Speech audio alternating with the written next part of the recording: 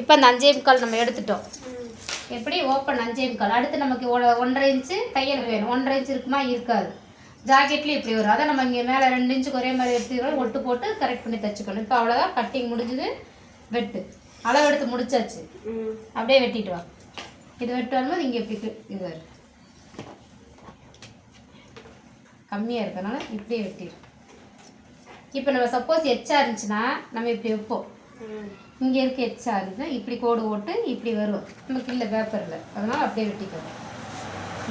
இந்த வளைவு மட்டும் வெட்டினா போதும்.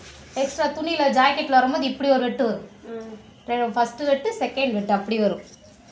ஜாக்கெட்லாம் பேப்பரில் வெட்டுறதுனால ஒரே லைன் மட்டும் வெட்டுவோம். சரி, அது ஸ்லீவ்னு எழுதிக்க. உங்ககிட்ட சொல்றதுக்கு முன்னாடி வெட்டுறே பாருங்க. என்னாச்சு சொல்றேன், சொல்லு. கை உயரம் முதல்ல வந்து 1.5 இன்ச்சுக்கு எடுக்கணும். இங்க இருந்து இங்க வந்து 1.5 இன்ச்சுக்கு எடுத்து கோடு போடணும். Okay right. நெக்ஸ்ட் 6.25 இன்ச்சு இங்க இருந்து இங்க 6.25 எடுக்கணுமா? அதாவது இந்த என்ட்ரன்ஸ்ல இருந்தா இங்க இருந்தா இங்க இருந்து இந்த கோடு போட்டது, அதாவது இது தையலுக்கு விட்டுறோம். அது கணக்கு பண்ணக்கூடாது. இங்க இருந்து இங்க வரைக்கும் வச்சு 6.25 எடுத்து கோடு.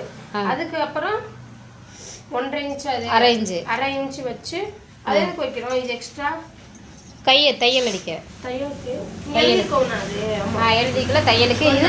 இது எம்மிங் பண்ண, இது தையலுக்கு போட்டு அதுல இருந்து ஒரு 2.5 இன்ச்சு மேல வைக்கணும். வச்சுட்டு ஸ்ட்ரைட்டா ஒரு கோடு போட்டுறணும். நெக்ஸ்ட் ரெண்டு இது பார்ட் தானே அதுல. ஆமா. அதுக்கப்புறம் இது நம்மளோட இங்க என்ன பண்ணணும்? இங்க இருந்து இந்த இங்கனக்குள்ள ஒன்று வச்சோம்ல, அதாவது அந்த கை ஃபுல் ஸ்லீவ், அந்த ஒயரம் கை சைடு எடுக்கும். கை சைடுக்கு எழுதணும்ல. ஆமா, எழுதணும். அதில் எழுத முடியாது. இதெல்லாம் யாமத்தில் வச்சுக்கணும் நீங்கள். இது இல்ல, இங்கனக்குள்ள ஒரு கோடு வந்து எத்தனை இன்ச்சுக்கு இது பண்ணோம்? அது வந்து 3 இன்ச்சுக்கு போட்டோம். 3 இன்ச்சு கம்மி பண்ணோம்.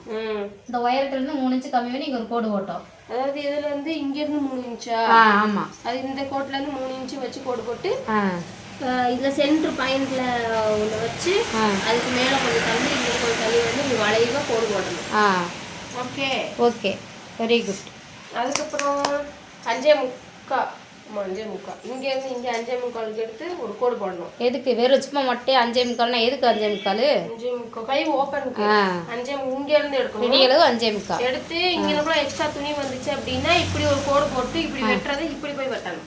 ஓகே, கட் பண்ணு. ட்ரை பண்ணி பார்க்கலாம்.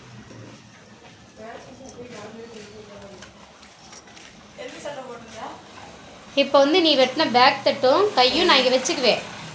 நீ பேப்பரில் இது மாதிரி வெட்டிட்டு வரணும். ஓகே. தப்பாக இருந்தாலும் பரவாயில்ல. எப்படி தப்பாக இருந்தாலும் பரவாயில்ல, எப்படியாவது மொத்தத்துக்கு வெட்டிட்டு வரணும். நீங்கள் தப்போ சரியா வெட்டிட்டு வாங்க, அப்போ தான் தெரியும். அப்போ தான் என்ன மிஸ்டேக் பண்ணுறோன்னு கண்டுபிடிப்பேன். நாளைக்கு இன்னும் பேப்பர் கட்டிங் முடியல. ஓகே, பாய், டன்.